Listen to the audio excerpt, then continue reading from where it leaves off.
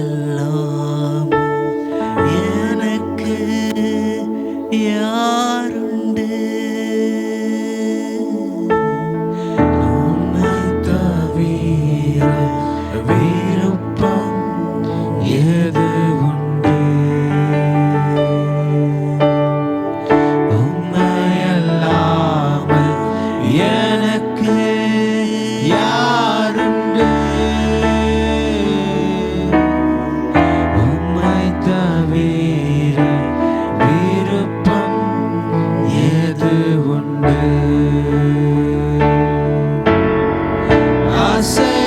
ஆசையெல்லாம் நீர்தானையா, தேவையெல்லாம் நீர்தானையா. ஆசையெல்லாம் நீர்தானையா, தேவையெல்லாம் நீர்தானையா. ரட்சகரே இயேசுநாதா, தேவையெல்லாம் நீர்தானே. ரட்சகரே இயேசுநாதா, தேவையெல்லாம் நீர்தானே. உம்மை அல்லாமல் எனக்கு யாருண்டு? உம்மை தவிர விருப்பம் எது உண்டு? பணத்தை கேட்கறதில்ல ஐயா, ஆத்மாக்களை கேட்கிறோம் ஆண்டவரே. இந்த பட்டணத்துக்கு ரட்சிப்பை கேட்கிறோம் தகப்பனே. அறிந்து கொண்டு வாப்பா, இந்த பட்டணத்தை ரட்சியும் ஆண்டவரே. ஏது உண்டு?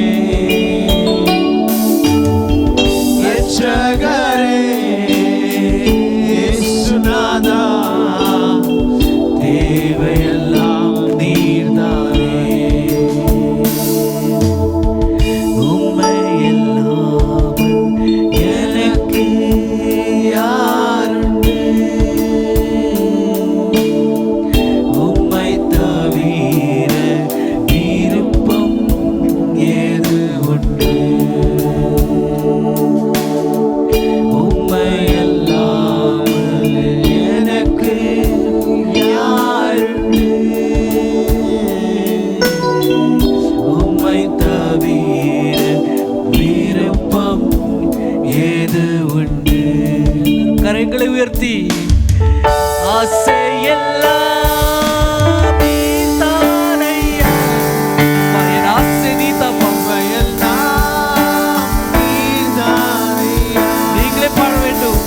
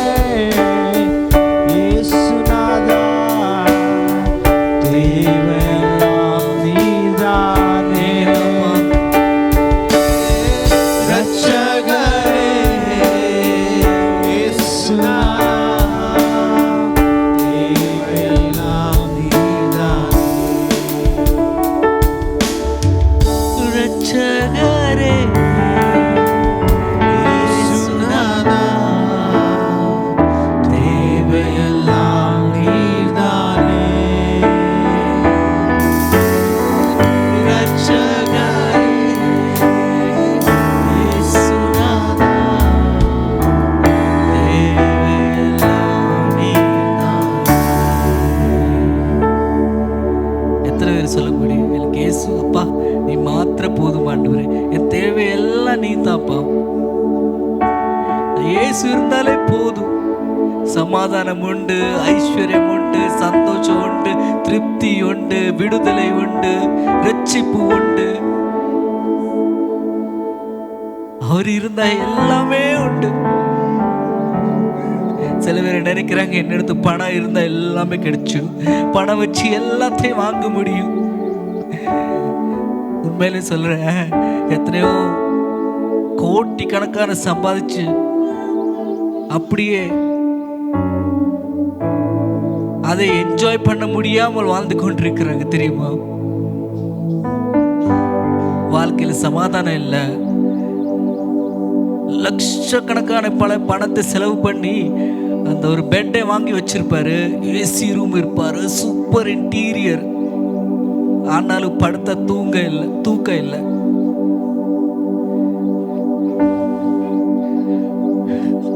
நாமெல்லாம் எப்படி பஸ்ஸில் உட்கார்ந்து போனாலும் பஸ்ஸிலே தூங்கிடுவோம். அவருக்கு அதுவும் இல்லை.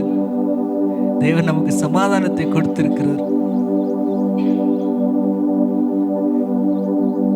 நிறைய பணம் இருக்கிறது, எது வேணாலும் வாங்கி சாப்பிடலாம். பட் பிபி இருக்கிறது, உப்பு சாப்பிட முடியாது. சுகர் இருக்கிறது, டயபெட்டிக்ஸ், சர்க்கரை சாப்பிட முடியாது. கொலஸ்ட்ரால் இருக்கிறது, ஆயில் சாப்பாடு தின்ன முடியாது. நீங்களும் நாங்களும் என்ன வேணும்னா தின்னலாம்.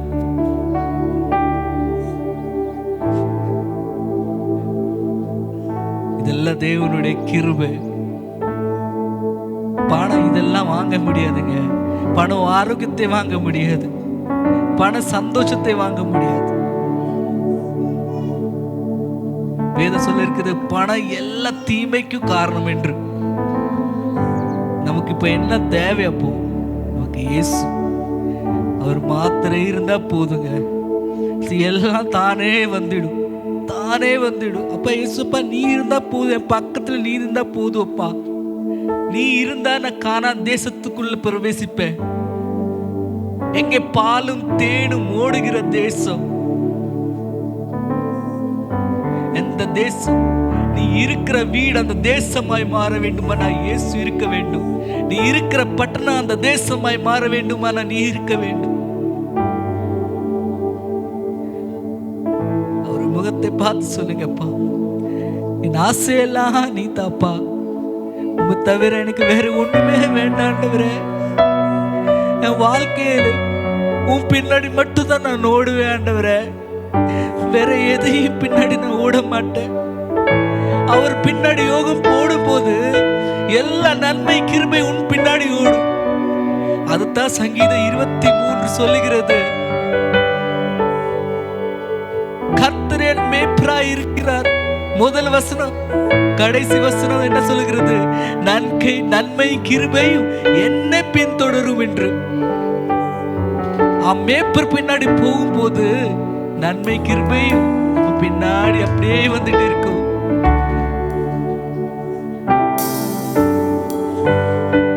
நிறைவேறி ஐ ஆம் சேசிங் மை ட்ரீம்ஸ். என் கனசை நான் ஃபாலோ பண்றேன். அல்லேலூயா. அந்த தேவன் அந்த ட்ரீமா இருந்தாண்டா உனக்கு தேவையே கிடையாது. எல்லாம் தானே உன் மடியில் வந்து உட்காரும். அவருடைய வழிகள் அதிசயம் அற்புதமானவர்கள்.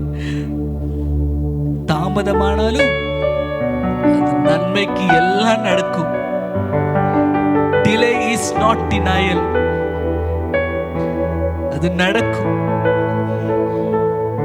அவர் இருந்தா போதும். நீங்களே பாட வேண்டும்.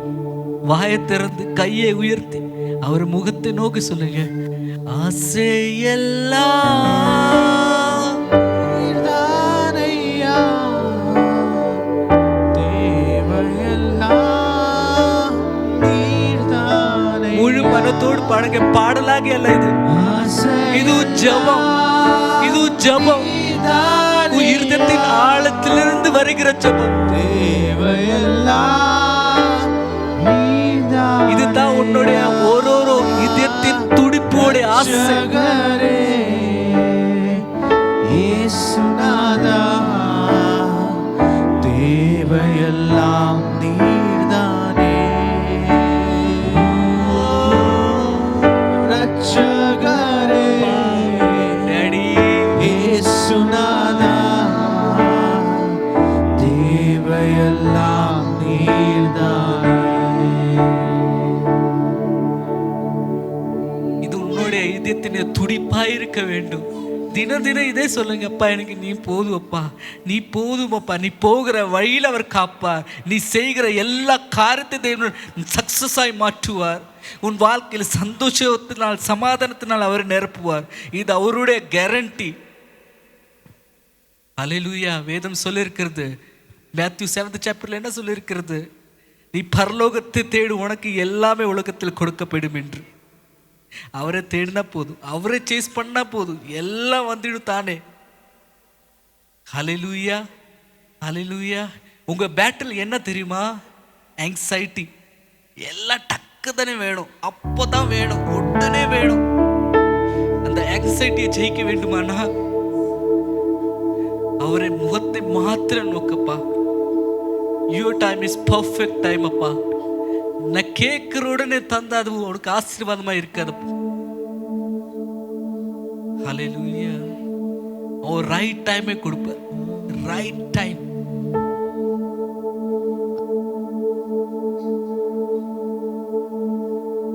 உங்க பிள்ளை பிரேக்ஃபாஸ்ட்ல பிரியாணி கேட்டா நீங்க பிரியாணி கொடுப்பீங்களா? இல்லப்பா மத்தியானம் தரேன், காலையில எல்லாம் சாப்பிடணும், தோசை சாப்பிடணும், மத்தியானம் பிரியாணி தரேன். எல்லாத்துக்கும் ஒரு நேரம் உண்டு.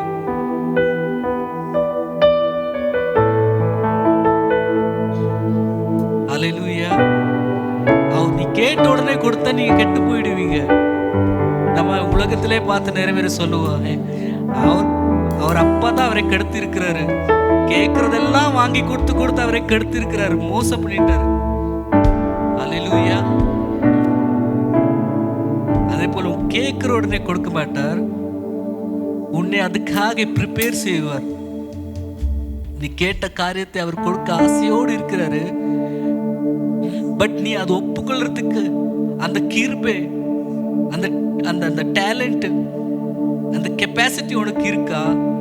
அந்த கெப்பாசிட்டி வர வரைக்கும் தேவனோட ப்ரிப்பேர் செஞ்சுட்டே இருப்பார்.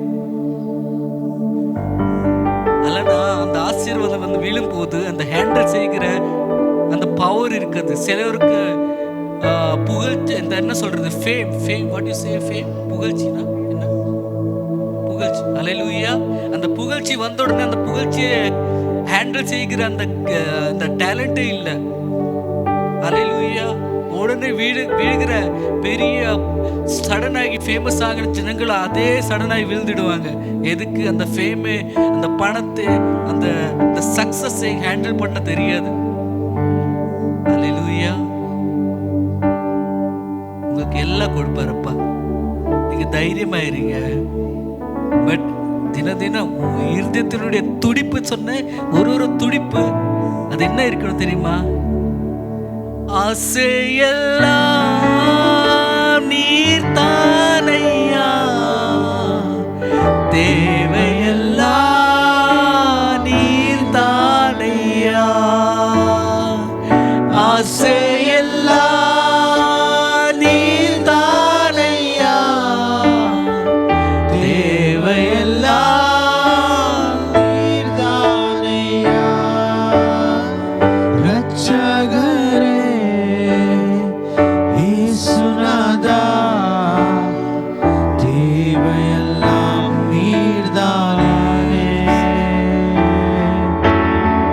ரட்சகரே இயேசுநாதா, தேவையெல்லாம் நீர்தானே. ஹல்லேலூயா. தேவையெல்லாம் இயேசு தான். ஹல்லேலூயா. அதுதான் உங்களுடைய தேவை. ஏசப்பா தான் உங்களோட தேவை இருக்கணும். ஏசப்பா கிடைக்கிறது ரொம்ப ஈஸி, பட் அதை மெயின்டைன் பண்றது ரொம்ப கஷ்டம். ஹல்லேலூயா.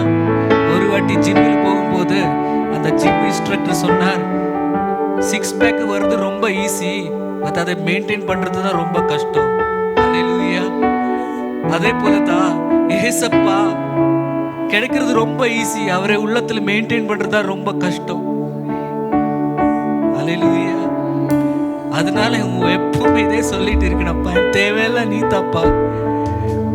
பிசாசு காட்டுவார் பொய்க்காரன், அதை எடுத்துக்கோ, இதை கேட்டுக்கோ, அதை வாங்கிக்கோ, இதை எடுத்துக்கோ, அது நல்லா இருக்கிறது, அந்த கண்ணுக்கு நல்லது தோந்து எல்லாம் அப்பா நீ தான் தேவையப்பா, இது உங்களுக்கு பிடிச்ச கொடுங்கப்பா. நான் பின்னாடி ஓட மாட்டேன், நான் உன் பின்னாடி ஓடுவேன், அது உங்களுக்கு பிடிச்ச நீ எனக்கு வாங்கித்தாப்பா, நீ எனக்கு கொடுப்பா, இல்லைன்னா எனக்கு தேவையில்லைப்பா,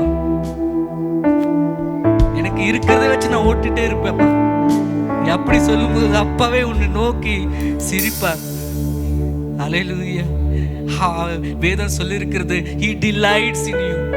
delights in you. சின்ன பிள்ளைகளை பார்க்கும்போது அம்மா அப்பா கூப்பிடும்போது நம்மளை அவரை பார்த்து எப்படி சந்தோஷப்படுறது.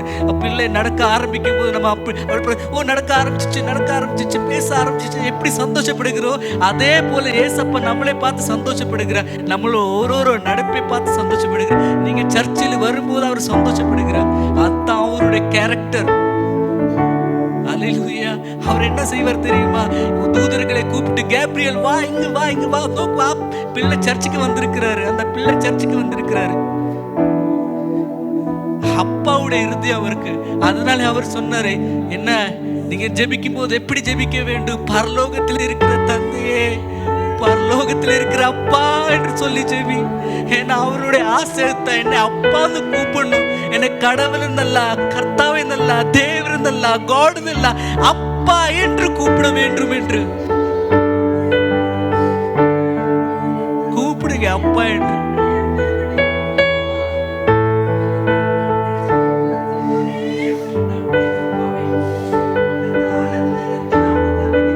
உங்க இருதயத்தை கொடுப்பீங்களா? ஆண்டவரே எனக்கு எல்லாவற்றிலும் நான் உண்மையே நேசிப்பேன் ஆண்டவரே, உண்மை மட்டும் நேசிப்பேப்பா, எனக்கு இருக்கிறது நீ மாத்திரமேப்பா,